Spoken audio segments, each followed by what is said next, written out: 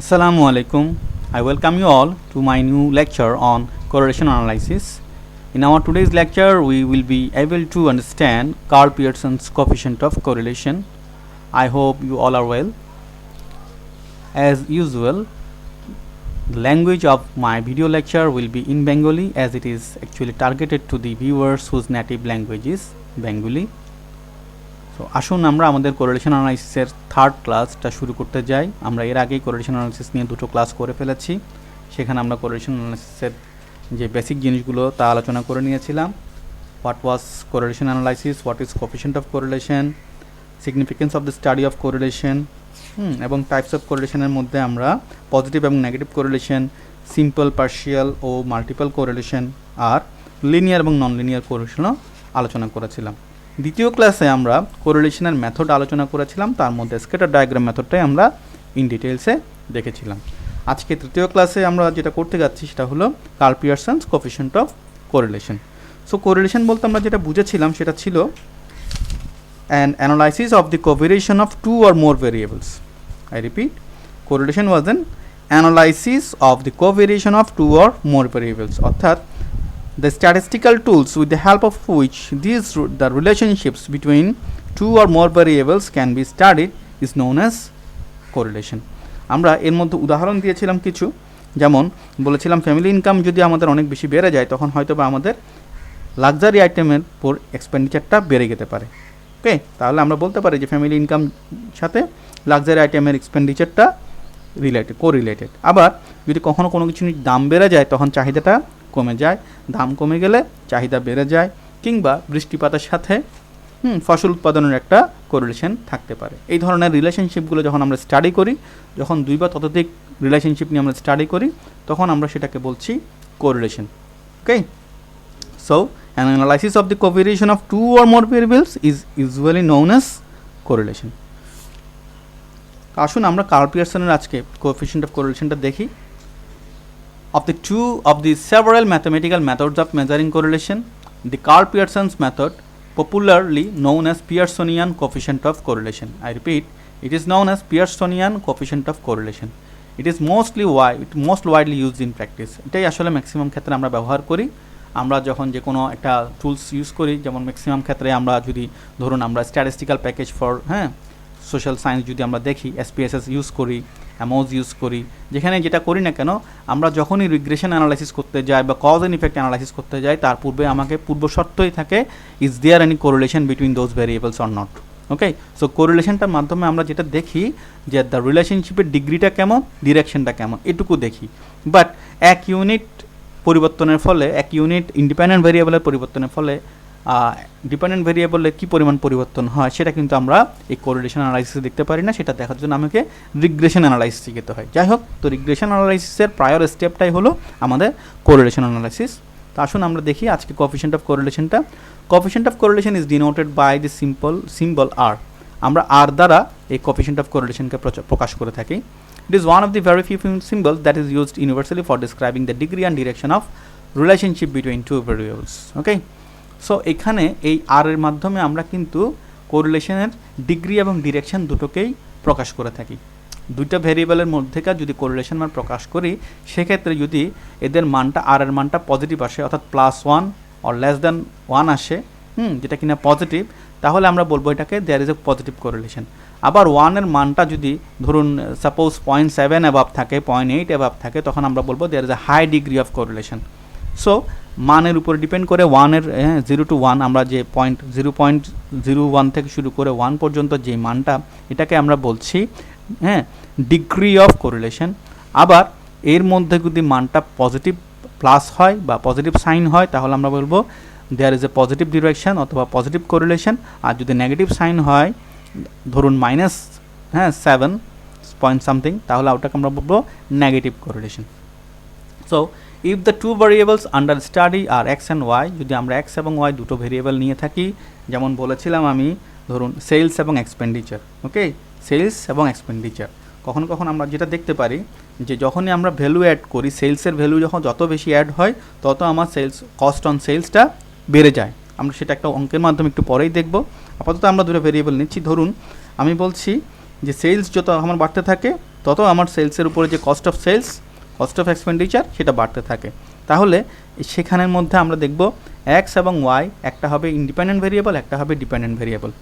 ওকে, একটা হবে independent variable, একটা হবে ডিপেন্ডেন্ট ভেরিয়েবল। আমি যেমন এক্সকে সেক্ষেত্রে বলবো value add on sales. Value add on সেলসকে যদি আমি এক্স বলি তাহলে কস্ট অফ সেলসকে আমরা ওয়াই বলতে পারি। ওকে, অর্থাৎ এক্সের মান যদি বাড়ে তাহলে ওয়াইয়ের মান বেড়ে যাবে। আমরা একটা ছোট্ট উদাহরণ এই ক্ষেত্রে আমরা একটা প্লেস করতে পারি।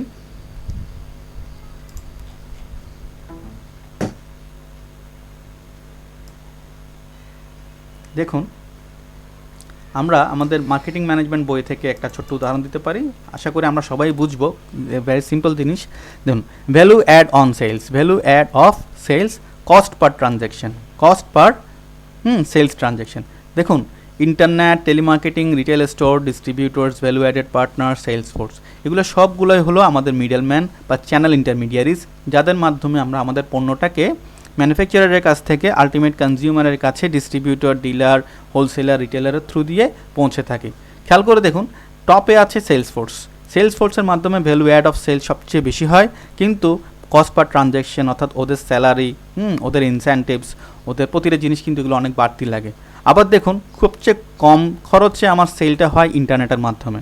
ইন্টারনেটের মাধ্যমে যদি আমি সেল করি সেক্ষেত্রে আমার খরচটা সবচেয়ে কম হয়, বাট এটাতে ভ্যালু অ্যাডটাও কিন্তু কম হয়, অর্থাৎ সেলসের ভলিউমটাও কিন্তু কম হয়। কারণ এখানে ব্যাপারটা হলো, ইন্টারনেটে যখন কোনো একজন ভোক্তা আমাদের সাথে যোগাযোগ করে বা কোম্পানির সাথে যোগাযোগ করে, তার কিন্তু এটা ওয়ান ওয়ে কমিউনিকেশনই হয় ম্যাক্সিমাম ক্ষেত্রে। তো সে দেখা যায় কি তার উপর্যুপুরি তার পর্যাপ্ত পরিমাণ বা অ্যাডিকুয়েট ইনফরমেশন সে নাও পেতে পারে, এবং কাস্টমাইজড যে সার্ভিসটা সেটাও সে না পেতে পারে। আবার পক্ষান্তরে দেখুন, সেলস ফোর্স যখন কোনো একটা দায়িত্ব নেয় তখন সে নিজ দায়িত্বে অ্যাগ্রেসিভলি সে প্রমোশনটা করে। একে তো তার নিজের কেরিয়ারের ব্যাপার থাকে, এবং সে তার কোম্পানির স্বার্থও চিন্তা করে। একইভাবে এর মাঝে আছে বাকিগুলো। আমরা একটা উদাহরণ দেখি। দেখুন, for example, sorry, in the sale of industrial products, আমরা দেখছিলাম যে ভ্যালু অ্যাড অফ সেলসের সাথে কস্ট পার ট্রানজ্যাকশনের যে রিলেশনশিপটা, যখন দেখা যায় ভ্যালু অ্যাড অফ সেলস বেড়ে যাচ্ছে তখন সাথে সাথে কস্ট পার ট্রানজ্যাকশনটাও বেড়ে যাচ্ছে। আমরা যখন ইন্টারনেটের মাধ্যমে কোনো একটা জিনিস সেল করি তখন দেখা যায় আমার ভ্যালু অ্যাড অন সেলসটা তুলনামূলক কম হয়, সাথে আমার কস্ট পার ট্রানজ্যাকশনটাও কম হয়। কিন্তু আমরা যখন নিজেদের সেলস ফোর্স ইউজ করি, থার্ড পার্টি কোনো এজেন্টকে ইউজ না করে, আমরা যখন পার্সোনাল বা আমরা যখন কোম্পানির সেলস ফোর্সকে ইউজ করি, তখন কিন্তু আমার ভ্যালু অ্যাড অফ সেলস অথবা সেলস ভলিউম বেড়ে যায়। এর কারণ হিসেবে আমি যেটা বলছিলাম যে কোম্পানির যারা সেলস ফোর্স থাকবে তারা অনেক বেশি কোম্পানির প্রোডাক্ট সম্পর্কে ওয়াকিবহাল থাকে, তাদের নিজস্ব কেরিয়ার থাকে, তারা কোম্পানির ওয়েলফেয়ার চায়, এবং ইনফ্যাক্ট তারা ম্যানুফ্যাকচারার্স যে এজেন্টগুলো আছে, থার্ড পার্টি এজেন্টগুলো আছে যারা প্রমোশনের কাজ করে, ওদের চেয়েও নিজ কোম্পানির জন্য তারা অনেক অনেক বেশি অ্যাগ্রেসিভ প্রমোশন করতে থাকে। সেটা হলো ডিরেক্ট সেলস চ্যানেল হয়। আমরা দেখছি ডিরেক্ট সেলস চ্যানেল। তো ডিরেক্ট সেলস চ্যানেলে দেখা যায় ভ্যালু অ্যাড অফ সেলস বা সেলস ভলিউম হাই হয়, একসাথে কস্ট পার ট্রানজ্যাকশনও হাই হয়। এটা আমরা একটা সোর্স থেকে নিয়েছি, source Oxford Associates, adapted from doctor Rowland T Moriarty, Cubex কর্পোরেশনের। আমরা আমাদের একটা মার্কেটিং ম্যানেজমেন্ট বই থেকে আমরা একটা উদাহরণ নিয়েছি, জাস্ট এটা একটু আমরা একটা আইডিয়া নেওয়ার জন্য এটা দেখছি, এরপর আমরা একটা ম্যাথমেটিক্যাল এটার অ্যাপ্লিকেশনটাও দেখব। একটু উদাহরণ দেখি। In the sale of industrial products costing between $2,000 and $5,000, the cost per transaction has been estimated at $500 field sales. দেখুন, cost per transaction, okay, estimated at $500 field sales এ প্রতিটা ট্রানজ্যাকশনের ক্ষেত্রে আমার কস্ট হচ্ছে যেখানে $500, ডিস্ট্রিবিউটর দিয়ে করলে $200, টেলিসেলস দিয়ে করলে $550, ইন্টারনেটে করলে দেখা যাচ্ছে $10 করে পার ট্রানজ্যাকশন, কস্ট পার ট্রানজ্যাকশন, অথবা প্রতিটা সেলস ট্রানজ্যাকশন আমাকে যখন ক্লোজ করতে হয় তখন আমার যে রেশিওটা বা যে রেঞ্জটা সেটা দেখুন $10 to $500। ওকে, ট্রানজ্যাকশনে কোথায় $10 আবার কোথায় $500, কিন্তু এই দুটোটার কিন্তু সেলস ভলিউমও কিন্তু সেম না। রিলেভেন্টলি তাদের সেলস ভলিউমও কিন্তু তুলনামূলক কমে আসে। আর একটা উদাহরণ দেখতে পারি আমরা বোজ অ্যালান হ্যামিল্টন স্টাডি থেকে, যে at one time the average transaction at a full service branch, একটা ব্যাংকের ক্ষেত্রে ফুল সার্ভিস ব্রাঞ্চ যারা হয়, আমাদের দেশে আমরা দেখে থাকি যে আমরা ব্রাঞ্চ লেভেলে কিন্তু অনেক অনেক বেশি ট্রানজ্যাকশন করে থাকি। আমরা এখনও পর্যন্ত প্লাস্টিক মানি কিংবা সফট মানি যেটা আমরা বলছি বা অনলাইনে ট্রানজ্যাকশন করা, এগুলো এখনও পর্যন্ত আমরা খুব একটা মানসম্মত পর্যায়ে নিয়ে যেতে পারিনি। আমরা এখনও পর্যন্ত ব্রাঞ্চ লেভেলে চেকের মাধ্যমে ওভার দ্য কাউন্টার, যেটাকে ওটিসি বলি আমরা, ওভার দ্য কাউন্টার ট্রানজ্যাকশানে আমরা এখনও অনেক বেশি আস্থা রাখি। সো দেখুন, আমরা যদি একটা ফুল সার্ভিস ব্রাঞ্চ দেখি, ফুল সার্ভিস ব্রাঞ্চে কস্ট হয়, একটা সার্ভিস ব্রাঞ্চে যেই সার্ভিসটা দেয় সেই সার্ভিসটা দেখা যায় $4.07 কস্ট হয় প্রতি ট্রানজ্যাকশানে। আবার একটা ফোন ট্রানজ্যাকশন যদি করি তাহলে খরচ হয় $0.54, ATM ট্রানজ্যাকশন যদি করি 0.27, and a typical online transaction cost only $0.01।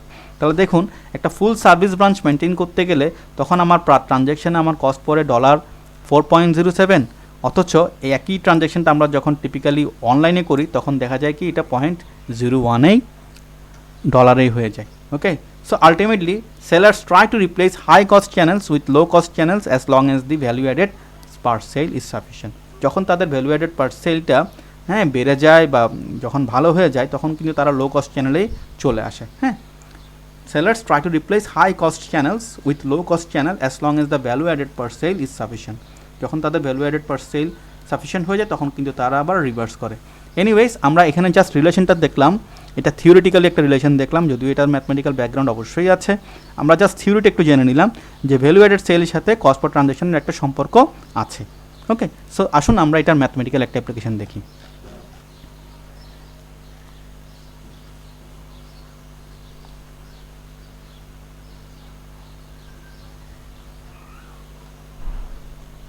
আমরা একটু আগে কোরিলেশন নিয়ে কথা বলছিলাম যে the value of the coefficient of correlation as obtained by the above formula shall always lie between +-1. When r equals to +1, it means there is perfect positive correlation between the variable. When r equals to -1, it means there is a perfect negative correlation between the variables. আমরা এই জিনিসটা করার আগে আমরা আমাদের এই ফর্মুলাটার একটা ব্যবহার দেখে নেই, তারপরে আমরা আমাদের জন্য এটা জাজ করাটা তুলনামূলক সহজ হবে। আসুন দেখে নেই।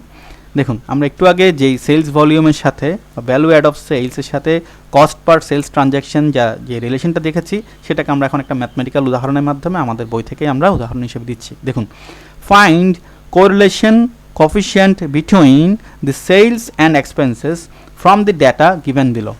I repeat, find correlation coefficient between the sales and expenses from the data given below. দেখুন, 10টা ফার্মের আমরা ডেটা নিয়েছি, ফার্ম 1, 2, 3, 4, 5, 6, 7, 8, 9, 10। ওখানে দেখুন সেলসের ডেটা দেওয়া আছে, ধরুন 50 লাখ টাকা, 50 লাখ টাকা, 55 লাখ, 60 লাখ এভাবে করে দেওয়া আছে। আবার এক্সপেন্সের দেওয়া আছে 11 লাখ, 13 লাখ, 14 লাখ, 16 লাখ এইভাবে করে। অর্থাৎ আমাদেরকে বলছে যদি আমি 50 লক্ষ টাকা সেলস ভলিউম জেনারেট করতে হয় তাহলে আমাকে 11 লক্ষ টাকা কী করছেন এই কোম্পানিটা কস্ট বিয়ার করছে। আবার আরেকটা কোম্পানি দেখা যাচ্ছে তারা 50 লক্ষ টাকা সেলস জেনারেট করার জন্য 11 লক্ষ টাকা কস্ট অফ সেলস তাদের বা কস্ট অফ পার ট্রানজ্যাকশন ওদেরকে ওখানে টোটাল কস্ট বিয়ার করতে হয়েছে সেলসের জন্য।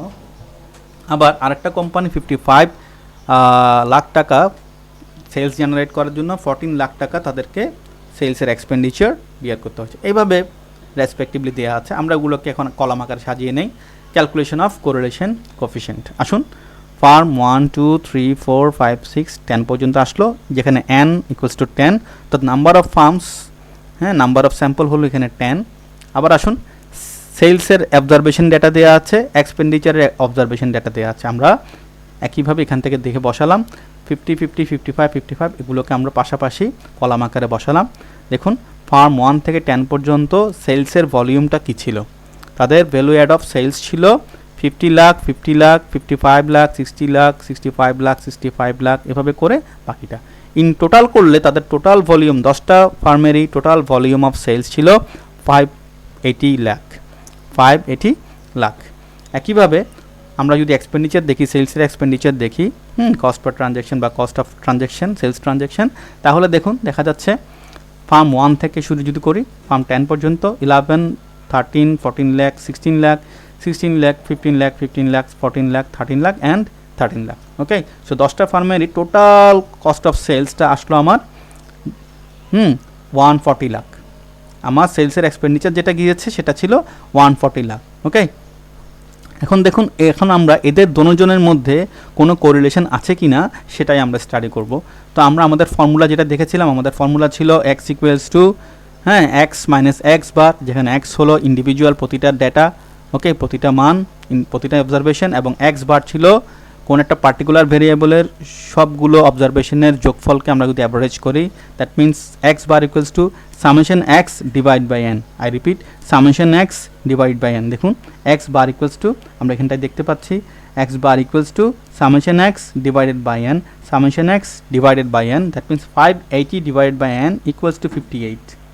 ওকে, আবার দেখুন ওয়াই ভেরিয়েবলটা দেওয়া ছিল, যার সামেশন ছিল সামেশন ওয়াই ইকুয়ালস টু 140, সেই 140কে আমরা যদি এন দিয়ে ডিভাইড করি, summation Y divide by N equals to 14। তাহলে আমরা এক্স অবজারভেশনটার মিন পাচ্ছি 58, ওয়াই অবজারভেশনের মিন পাচ্ছি 14। এখন আমরা যেটা করব, অ্যাকচুয়াল মিন থেকে ডেভিয়েশনটা নিব।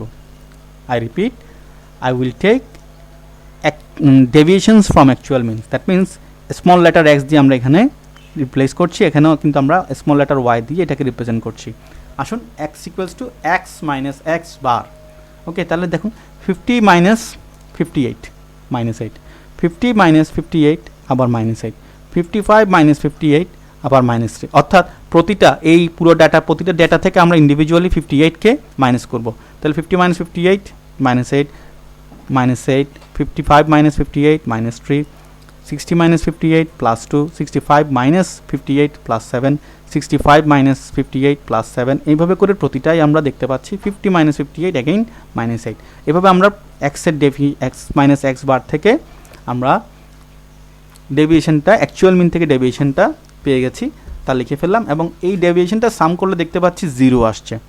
ওকে, এখন এই প্রতিটা ডেভিয়েশনকে আমরা স্কোয়ার করব।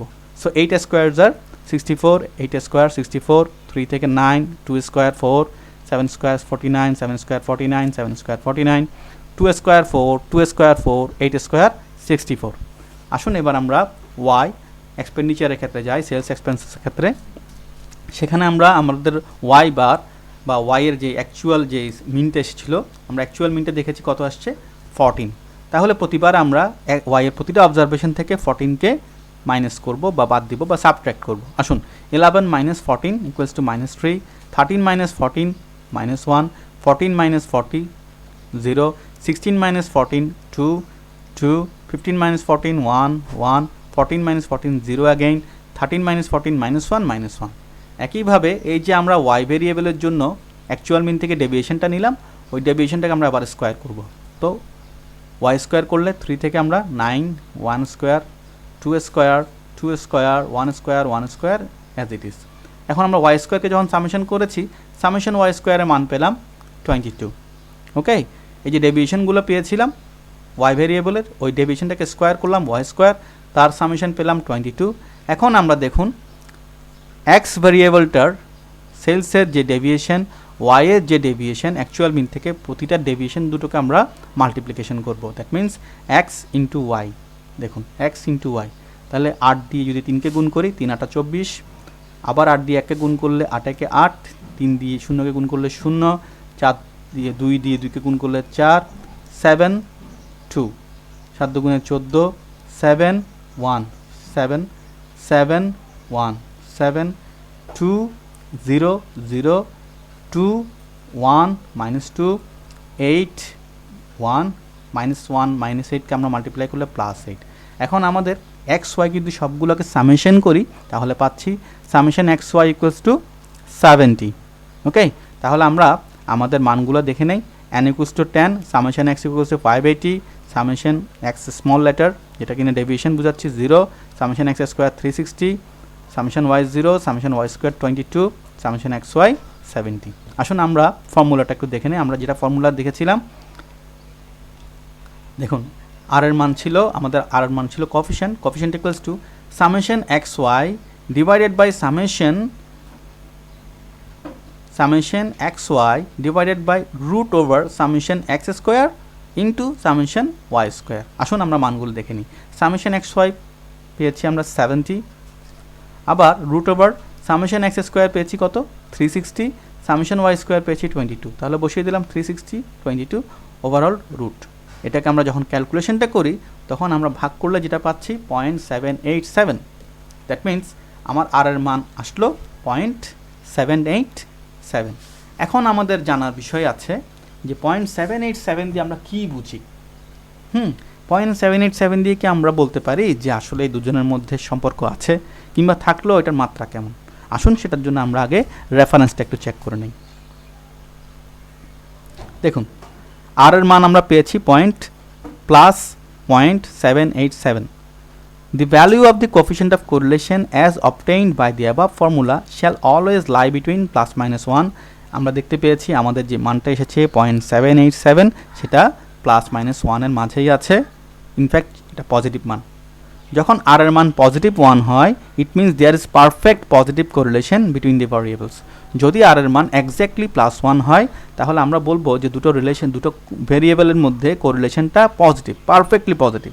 আবার যদি আর এর মান এক্স্যাক্টলি -1 হয়, তখন বলবো there is a perfect negative correlation between the variables. আবার যদি আর এর মান 0 হয়, সেক্ষেত্রে আমরা বলবো there is no relationship between the two variables. এটা আমরা স্ক্যাটার ডায়াগ্রাম ক্লাসে নিশ্চয়ই আলোচনা করেছিলাম, আমাদের আশা করি মনে আছে। আমরা দেখেছিলাম যদি আমাদের স্ক্যাটার ডায়াগ্রামের মধ্যে ডটগুলো কোনো আপওয়ার্ড ট্রেন্ডের স্ট্রেট লাইন ক্রিয়েট করে, তাহলে সেটাকে বলবো আমরা পারফেক্ট পজিটিভ কোরিলেশন। আবার যদি ডটগুলো ডাউনওয়ার্ড স্লোপ আকারে, ডাউনওয়ার্ড স্লোপ এর মতো যদি একটা পারফেক্ট একটা স্ট্রেট লাইনকে বিলং করে, সেক্ষেত্রে আমরা তাকে বলতাম পারফেক্টলি নেগেটিভ কোরিলেশন। আবার যদি ডেটাগুলো অথবা পয়েন্ট যেগুলো আমরা ডট যেগুলো স্ক্যাটার ডায়াগ্রামে ড্র করব বা আমি যেখানে পুট করব, আঁকবো ইন্টারসেকশন পয়েন্টগুলো, সেগুলো যদি খুবই বিক্ষিপ্ত আকারে ছড়িয়ে থাকে এবং সবগুলো যদি এক অক্ষের হরাইজন্টালি থাকে, অর্থাৎ এক অক্ষের যদি কি থাকে, প্যারালাল যদি থাকে, এবং এগুলো যদি বিক্ষিপ্তভাবে ছড়িয়ে থাকে, যেখানে কিনা ওদের মধ্যেকার কোনো আমরা আপওয়ার্ড কিংবা ডাউনওয়ার্ড কোনো ট্রেন্ড দেখতে পাই না, অর্থাৎ কোনো রকমের কোনো ন্যারো ব্যান্ড মেনটেন করে না, তাহলে কিন্তু আমরা তাকে বলতাম দেয়ার ইজ নো কোরিলেশন। ওকে, আর এই দুটো অ্যাকচুয়ালি এই তিনোটাই কিন্তু আমরা দেখা যায় পারফেক্ট পজিটিভ কোরিলেশন আমরা সহজে পাই না, ইটস কোয়াইট রেয়ার।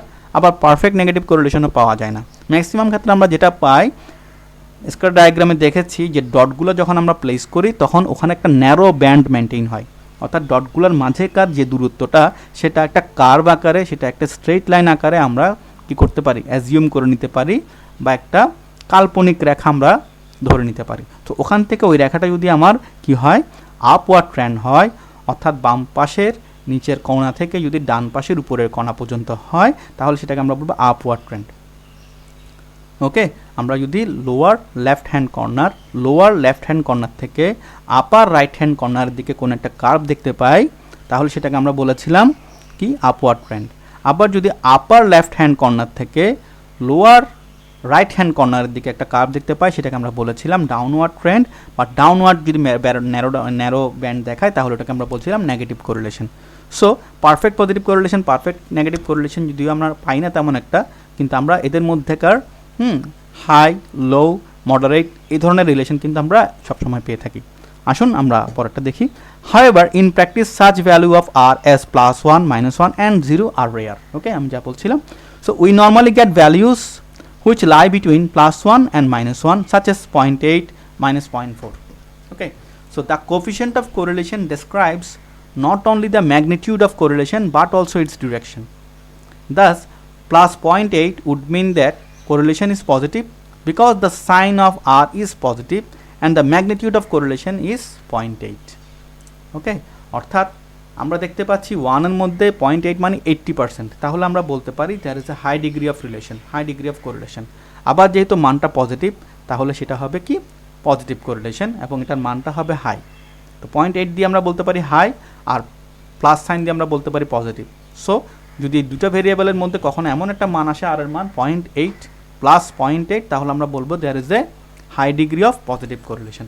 আমরা এই সংক্রান্ত একটা চার্ট দেখে নেই, তাহলে আমাদের জন্য আমাদের যে ডেটা আমরা পেয়েছি, আমাদের যে রেজাল্ট আমরা পেয়েছি 0.787, তা ব্যাখ্যা করা আরও সহজ হবে। আসুন আমরা এখানে একটা রেফারেন্স নিয়েছি, আমরা রেফারেন্স এখানে পুট করেছি, আমরা রেফারেন্সে দিয়ে দিয়েছি essentials of business research methods, ওই বই থেকে আমরা নিয়েছি। দেখুন কোএফিসিয়েন্টের রেঞ্জটা একটু খেয়াল করুন, +0.91 থেকে +-1 হলে সেটাকে আমরা বলবো strong, very strong strength of association. আবার দেখুন 0.71 থেকে যদি 0.90 পর্যন্ত থাকে, সেটাকে আমরা বলবো হাই ডিগ্রি অফ অ্যাসোসিয়েশন। আবার 0.41 থেকে যদি 70 মধ্যে থাকে তাহলে আমরা এটাকে বলবো মডারেট কোরিলেশন। তাহলে দেখুন আমরা যে মানটা পেয়েছি সেটা ছিল 0.787। ওকে, 0.787। আমি আবার বলছি, আমরা যে মানটা দেখেছিলাম আমাদের যে ম্যাথমেটিক্যাল ক্যালকুলেশনের যে মানটা ছিল সেটা ছিল 0.787। তো ওটা কোথায় পড়ছে সেটা আমরা দেখতে পাচ্ছি এই জায়গাটাই পড়ছে, 0.71 থেকে 0.90। এখন দেখুন এখানে যেহেতু নেগেটিভ সাইন নাই, that means it is positive. Okay, so এই মানটা হবে পজিটিভ। সো আমরা দেখতে পাচ্ছি আমাদের as per chart rules of থাম দেখতে গিয়ে আমরা দেখছি যে আমাদের এই অ্যাসোসিয়েশনটা হলো হাই, এবং যেহেতু এটা পজিটিভ সাইন আছে তার মানে এটা positive correlation. So this is an high degree of positive correlation matter. Okay, so আমরা আনসারটা একটু দেখে নিই। Hence there is a high degree of positive correlation between the two variables, as the value of sales goes up the expenses also goes up. Okay, there is a high degree of positive correlation, আমরা বুঝে গেছি high degree বলতে কী বোঝাচ্ছে, যেহেতু 0.787 as per range এটা high degree. Positive correlation কেন, কারণ এর পজিটিভ সাইন তাই পজিটিভ কোরিলেশন। আবার দুটো ভেরিয়েবলের মধ্যেই হচ্ছে as the value of sales goes up the expenses also goes up, অর্থাৎ যদি আমার সেলসের কী হয়, আমাদের বলছিলাম যদি সেলসটা বেড়ে যায়, ভ্যালু অফ সেলস যদি বেড়ে যায় এক্সপেন্সেসও বেড়ে যায়, সেলসের ভ্যালুস যদি বেড়ে যায় সেলসের এক্সপেন্সেসও বেড়ে যায়। তাহলে আমাদের যে আমরা বিপণন থেকে একটা যে উদাহরণ নিয়েছিলাম মার্কেটিং থেকে, সেটাকে আমরা দেখলাম এটার ম্যাথমেটিক্যাল একটা প্রুফ হিসাবে। ওকে, আশা করি আমরা কোরিলেশন অ্যানালাইসিসের আজকের ক্লাস থেকে আমরা curl Pearson's coefficient of correlation সম্পর্কে ভালো ধারণা পেলাম। আশা করি আমরা এটা থেকে উপকৃত হব। এরপরেও যদি আমাদের মধ্যে কোনো কনফিউশন থাকে আমরা ইউটিউব চ্যানেলের কমেন্ট বক্সে জানাতে পারি, অথবা আমাদের গ্রুপ অফ ডিসকাশন যে গ্রুপটা আছে সেই গ্রুপের মধ্যে আমরা জানাতে পারি। ওকে, তাহলে আমি চেষ্টা করব ওই প্রবলেমগুলোকে পুনরায় ডাউট ফ্রি করে দিতে, সলভ করে দিতে। ধন্যবাদ সবাইকে, সালামু আলাইকুম।